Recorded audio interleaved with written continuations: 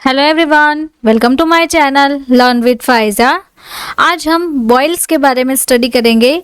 Boils यानी कि यहाँ पे आप देख रहे हैं कि यहाँ पे एक फोड़ा हो गया है और यहाँ पे छोटी छोटी फुंसियाँ भी है। तो ये जो फोड़े और फुंसियाँ जो हो रही है हमारी बॉडी पे, उसे हम बॉयल्स कहते हैं। कि उसके बारे में आज का हमारा वीडियो लेक्चर रहेगा कि ये जो बॉयल्स है, ये जो फोड़े फुंसी है, तो गर्मियों की सीज़न में ये जो बॉयल्स है वो होते रहते हैं। तो इसका प्रॉपर ट्रीटमेंट कैसे किया जाए उसके बारे में हम सीखेंगे। उसे हम बाल तोड़ भी कह सकते हैं। और ये जो फोड़े फुंसी हो रहे हैं इसे ठीक कैसे करते हैं,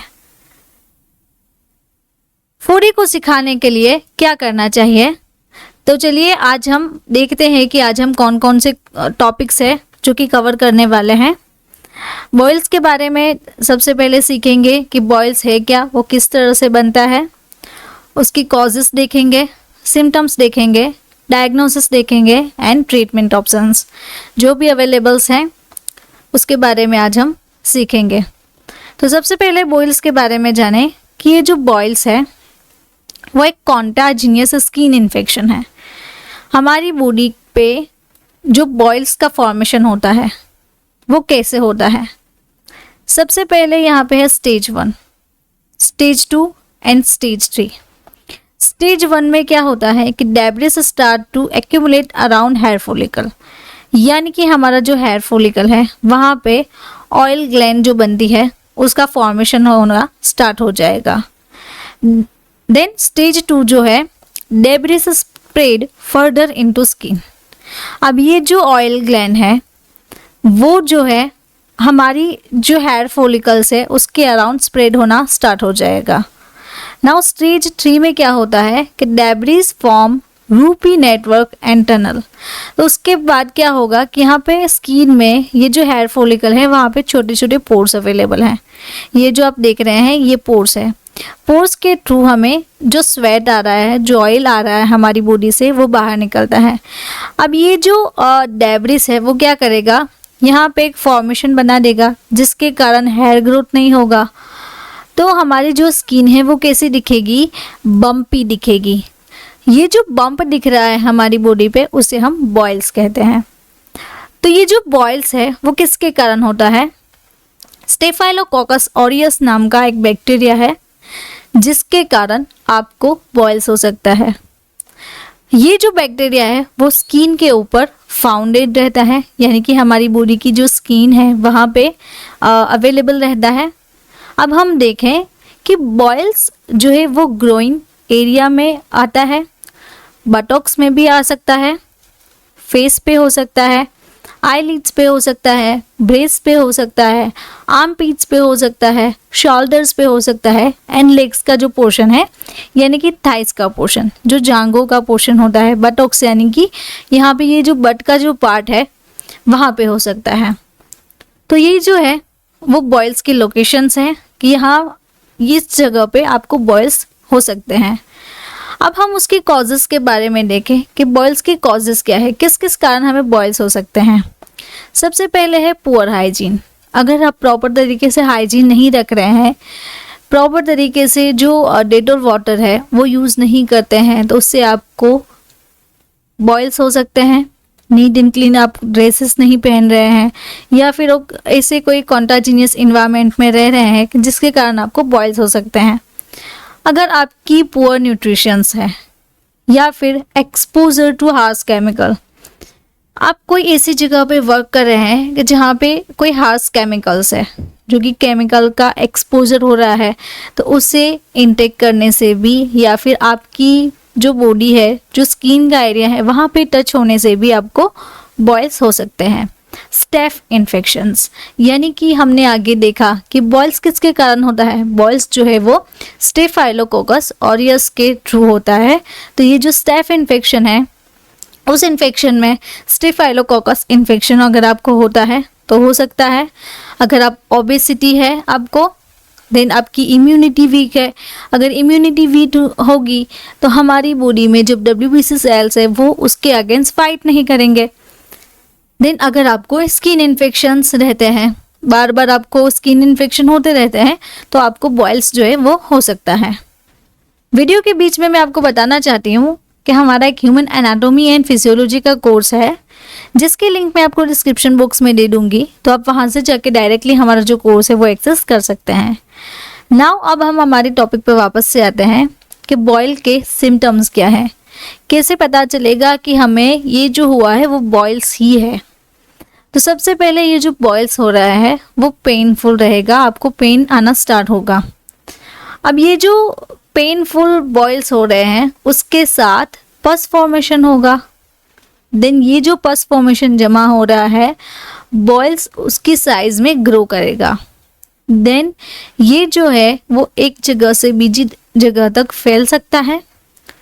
उसमें येलो और वाइट जो है वो सेंटर का पार्ट रहता है। आप यहाँ पे देख रहे हैं कि ये जो पार्ट है ये अभी सूख गया है, लेकिन ये जो नहीं सूखेगा तब येलो और वाइट पोर्शन जो है वो सेंटर में रहता है, लाइक अ पिंपल। और रेडिश और पर्पलिश इन कलर, आप देख रहे हैं यहाँ पे ये जो है वो रेडिश पर्पलिश कलर है। तो ये भी एक आइडेंटिफिकेशन है बॉयल्स की, इससे भी पता चल सकता है कि हमें बॉयल्स है। Swell on skin around the bump, आप देख रहे हैं यहाँ पे ये जो छोटा बम्प हुआ है उसके अराउंड कितनी रेडनेस हो गई है, कितनी जो स्किन है वो स्वेल ऑन हो गई है। तो ये जो सारे हैं वो उसके सिम्टम्स हैं। अब और आगे देखें कि इसके डायग्नोसिस क्या ले सकते हैं, क्या डायग्नोसिस करवा सकते हैं। Boils by looking at your skin, ये जो बॉयल्स है सबसे पहले आपकी स्किन पे दिखते हैं, तो विजुअलाइजेशन से हमें पता चल सकता है कि एक बॉयल्स है। और अगर उसमें पस फॉर्मेशन हुआ तो पस फॉर्मेशन को एनालिसिस में लैब टेस्ट करवाया जाता है, सैंपल लेके। किसका सैंपल? पस का सैंपल लेके। Then after that blood sample लेते हैं एंड ब्लड टेस्ट करते हैं। तो ये जो है वो उसके डायग्नोसिस हो गए। देन अगर हम होम केयर के बारे में देखें कि ट्रीटमेंट ऑप्शन में होम केयर में हम क्या ले सकते हैं, कौन कौन सी होम केयर रेमेडीज हैं। सबसे पहले हमें हमारी जो बॉडी है वो रेगुलर वॉश करनी चाहिए। एंटीबैक्टीरियल जो शॉप्स अवेलेबल है मार्केट में उससे नहाना चाहिए। अगर आप किसी को आपके जो क्लोथ्स हैं, जो कपड़े हैं वो शेयर कर रहे हैं तो आपको नहीं करना चाहिए। उसके कारण स्टेफाइलोकोकस का जो बैक्टीरिया था वो ट्रांसमिटेड होने के चांसेस बढ़ जाते हैं। Then place a clean warm moist cloth on boil several times a day, आप दिन में 4 से 5 बार जो आपके बॉयल्स है वहाँ पे neat and clean and warm cloth का यूज़ कर सकते हैं, जिससे कि आपको जो स्वेलिंग हो रही है वो जो स्वेलिंग है वो कम हो जाए, सूजन कम हो जाए। और आप वहाँ पे टर्मरिक यूज़ कर सकते हैं। टर्मरिक में कुरक्यूमिन जो एक्टिव कंस्टिट्यूएंट आता है, ये जो एक्टिव कंस्टिट्यूएंट है कुरक्यूमिन, उसमें antibacterial and anti inflammatory property होती है।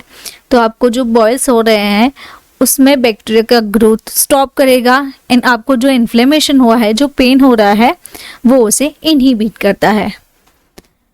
नाउ और भी हम देखें तो आप कैस्टर ऑयल भी यूज़ कर सकते हैं। कैस्टर ऑयल में भी एंटी इन्फ्लेमेटरी प्रॉपर्टीज़ है, तो आपको जहाँ जहाँ पे बॉयल्स हुए हैं वहाँ पे आप कैस्टर ऑयल लगा सकते हैं। उसके बाद है टी ट्री ऑयल, उसकी जो प्रॉपर्टी है एंटीबैक्टीरियल एंड एंटीसेप्टिक की है, तो ये ऑयल भी आप अपने बॉयल्स पे लगा सकते हैं। नीम ऑयल का भी यूज़ कर सकते हैं, जो कि उसकी वाइड प्रॉपर्टीज़ रहती है, antiseptic, antibacterial and anti microbial. तो ये जो नीम ऑयल है वो भी आप अपने जो बॉयल्स है डायरेक्टली वहाँ पे यूज़ कर सकते हैं। उसके बाद है रॉ ऑनियन, उसकी जो प्रॉपर्टीज़ है वो एंटीबैक्टीरियल की है। तो रॉ ऑनियन को आप यहाँ पे देख रहे हैं कि इसका जो ट्रांसफर सेक्शन लिया हुआ है, यानी कि बीच में से कट करके आप जहाँ पे बॉयल्स है वहाँ पे स्लोली रबिंग कर सकते हैं और ऑनियन का जो जूस है वो अप्लाई कर सकते हैं। तो ये जो सारी है वो उसकी होम रेमेडीज़ है। अब ट्रीटमेंट ऑप्शन के बारे में देखें कि मार्केट में कौन कौन सी ड्रग्स है, कौन कौन सी ट्रीटमेंट ऑप्शन अवेलेबल है। तो चलिए देखते हैं कि मार्केट में जो OTC मेडिसिन आती हैं, OTC यानी कि ओवर द काउंटर, यानी कि विदाउट प्रिस्क्रिप्शन के बगैर आप ये जो मेडिसिन है वो प्रिस्क्राइब कर सकते हैं। उसके बाद है antibiotics, pen relievers, antibacterial soaps and last one is surgery. अगर आपको कोई भी जो पेन किलर है, कोई भी मेडिसिन है, अगर आपको अफेक्ट नहीं कर रही है तो उसके बाद जो बॉयल्स का जो पोर्शन है उसे कट करके सर्जरी करवानी पड़ती है। तो चलिए अब आगे देखते हैं कि क्या क्या ट्रीटमेंट है, कौन कौन सी मार्केट में अवेलेबल्स हैं। अगर आपको इसका प्रॉपर इलाज चाहिए तो आप मुझे इस नंबर पे व्हाट्सएप पे कंसल्ट कर सकते हैं, जिससे कि मैं आपको एक प्रॉपर गाइडेंस दे सकूं कि आपको कौन सी ड्रग कब लेनी है और कितने टाइम तक लेनी है। नाउ चलिए देखते हैं कि बॉयल्स की जो ट्रीटमेंट है उसका जो डोज है वो कब होगा और कितना होगा। तो सबसे पहले यहाँ पे है फोर्सेफ टेबलेट। जो फोर्सेफ टेबलेट है वो एडिस्टो फार्मास्यूटिकल कंपनी बनाती है, उसमें सेफिरोक्सेम एक्सिडिल आता है। उसका जो डोज है वो 1 टेबलेट दिन में 1 बार या फिर 2 बार आप ले सकते हैं। उसके बाद है ब्लूमॉक्स CA, ब्लू क्रॉस जो कंपनी है वो उसे बनाती है। उसमें जो आती है वो एमोक्सिसिलिन एंड पोटेशियम क्लेवालुनेट आती है। उसका जो डोज है 1 टेबलेट दिन में 1 बार या फिर 2 बार आप ले सकते हैं। उसके बाद है क्लिंडामाइसिन कैप्सूल जो कि फाइजर कंपनी बनाती है, उसका भी डोज है 1 टेबलेट दिन में 2 बार या फिर 1 बार। Then clindamycin phosphate and nicotinamide gel आती है, new clean gel KLM pharmaceutical की, वो आप दिन में 2 से 3 बार अप्लाई कर सकते हैं अफेक्टेड एरिया पे। देन कोट्राइमाक्सोल जो टेबलेट्स आती हैं कोए की, वो भी आप यूज़ कर सकते हैं दिन में 1 बार या फिर 2 बार। देन नियोमाइसिन सल्फेट का जो नियोस्पोर जो पाउडर आता है, नियोस्पोरिन, वो भी आप दिन में 2 से 3 बार लगा सकते हैं। Then neomycin and polymyxin B sulphate and bacitracin zinc ophthalmic ointment आता है। अगर आपको वहाँ पे आई में आपको बॉयल्स हुए हैं, आई लीड्स पे बॉयल्स हुए हैं या फिर कोई स्किन पे, फेस पे बॉयल्स हुए हैं, तो वहाँ पे आप 2 से 3 बार दिन में अप्लाई कर सकते हैं। देन उसके बाद है डॉक्सीसाइक्लिन कैप्सूल्स, दिन में 1 बार 1 टेबलेट ले सकते हैं। सिफाड्रॉक्सिल टेबलेट, उसका जो डोज है वो 500 mg है, ल्यूपिन फार्मास्यूटिकल कंपनी बनाती है। तो ये जो टेबलेट है वो आप दिन में 1 से 2 बार ले सकते हैं। सिफेक्साइम एंड पोटेशियम क्लावनुनेट जो टेबलेट आती है, टैक्जिम O CV200 Alkem pharmaceutical company बनाती है। तो इसका जो डोज है वो 1 टेबलेट पर डे का है। मिनोसाइक्लिन हाइड्रोक्लोराइड टेबलेट आती है, मिनोज 100 की, रैनबैक्सी बनाती है उसे। तो आप ये जो टेबलेट है वो दिन में 1 बार लीजिए। देन लेनिजोलिड टेबलेट 600 mg में आती है, ये भी आपको दिन में 1 बार लेनी है। एजिथ्रोमाइसिन 500 दिन में 1 बार लीजिए आप। एरिथ्रोमाइसिन स्टीरेट टेबलेट 500 mg, ये भी आपको दिन में 1 बार लेनी है।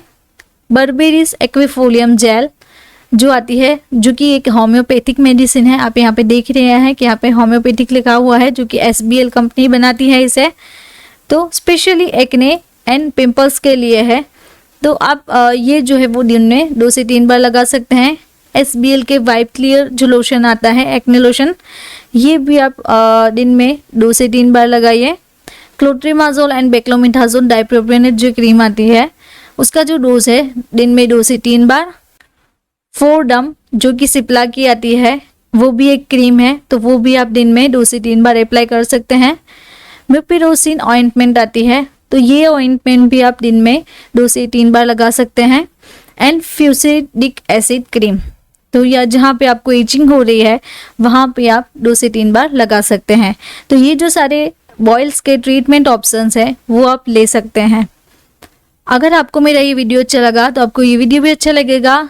ऐसे ही डिजीज़ेस के बारे में अगर आपको सीखना है तो आप मेरे चैनल को सब्सक्राइब करें, और आपको पर्टिकुलर ड्रग के बारे में सीखना है तो आप मेरे एक दूसरी चैनल है मेडिसिन एक्सपर्ट रिव्यू, उसे भी आप सब्सक्राइब कर सकते हैं। Thank you for watching my video.